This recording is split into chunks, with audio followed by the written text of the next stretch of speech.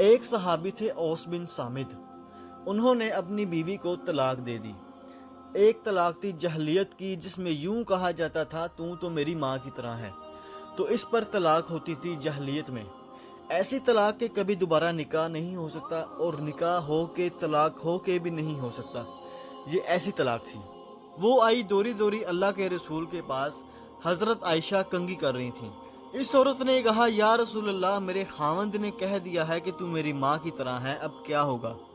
تو چونکہ شرعی حکم موجود نہیں تھا، آپ نے رواج پر فرمایا کہ طلاق ہو گئی ہے۔ کہا یا رسول اللہ، اب نظر ثانی فرمائے، وہ میرے بچوں کا باپ ہے، ہم دونوں میں بہت محبت ہے، اس نے غصے سے کہہ دیا ہے۔ آپ نے کہا طلاق ہو گئی ہے۔ کہا یا رسول اللہ، میرا بڑھاپا آ چکا ہے، میرے ماں باپ مر چکے ہیں، میرے چھوٹے چھوٹے بچے ہیں، میری جوانی ختم ہو گئی ہے، میرے پاس مال و دولت کوئی نہیں ہے، اگر یہ طلاق ہوتی ہے تو میں کہاں جاؤں گی، مجھے کون سہارا دے گا؟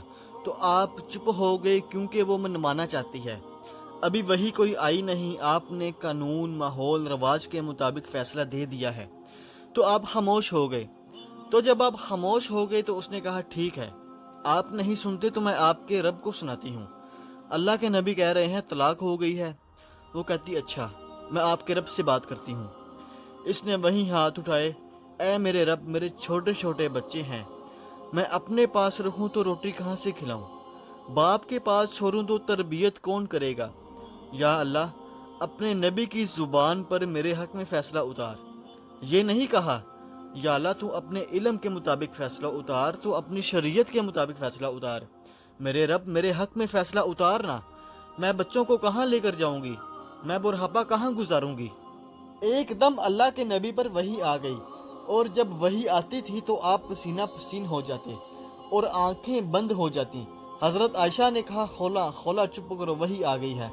تو خولا نے جب دیکھا تو اور زور سے رونا شروع کر دیا کہ پتہ نہیں میرے حق میں فیصلہ ہے یا میرے خلاف۔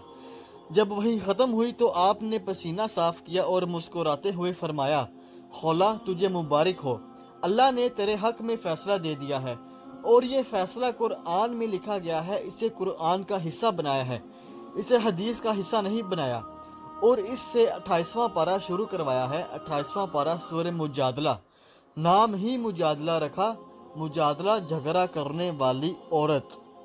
ہم نے سن لیا اس کی بات کو جو آپ سے بات کر رہی تھی، یہ تو ترجمہ ہے، یہ جو الفاظ ہیں وہ کیا بتا رہے ہیں، میں آپ کے سامنے وہ پیش کرنا چاہ رہا ہوں کہ اے میرے محبوب، یقیناً اللہ نے سنا، لفظ ہے اللہ، میرے محبوب اللہ نے اپنی اس بندی کی فریاد کو سنا جو آپ سے جھگڑا کر رہی تھی اپنے خاوند کے بارے میں، آپ انکار کر رہے تھے، وہ اقرار کروا رہی تھی، تو اس عدالت میں میں بھی موجود تھا، اور میں نے یہ فیصلہ اپنی بندی کے حق میں کر دیا ہے، اور اس طلاق کو ختم کر دیا ہے، اور اللہ نے اس پر جرمانہ رکھ دیا کہ وہ لوگ جو اپنی بیویوں کو ماں کہہ دیتے ہیں وہ کم از کم ایک غلام آزاد کروائیں۔ اگر وہ ایک غلام آزاد نہیں کرواتے یا ان کو غلام نہیں ملتا تو وہ 2 مہینے لگاتار روزے رکھیں۔ اگر وہ 2 مہینے لگاتار روزے بھی نہیں رکھ سکتے تو وہ 60 محتاجوں کو کھانا کھلائیں۔ اگر وہ 60 محتاجوں کو کھانا کھلا دیں تو بے شک اللہ تعالیٰ معاف کرنے والا مہربان ہے۔ وآخر دعوانا ان الحمدللہ رب العالمین۔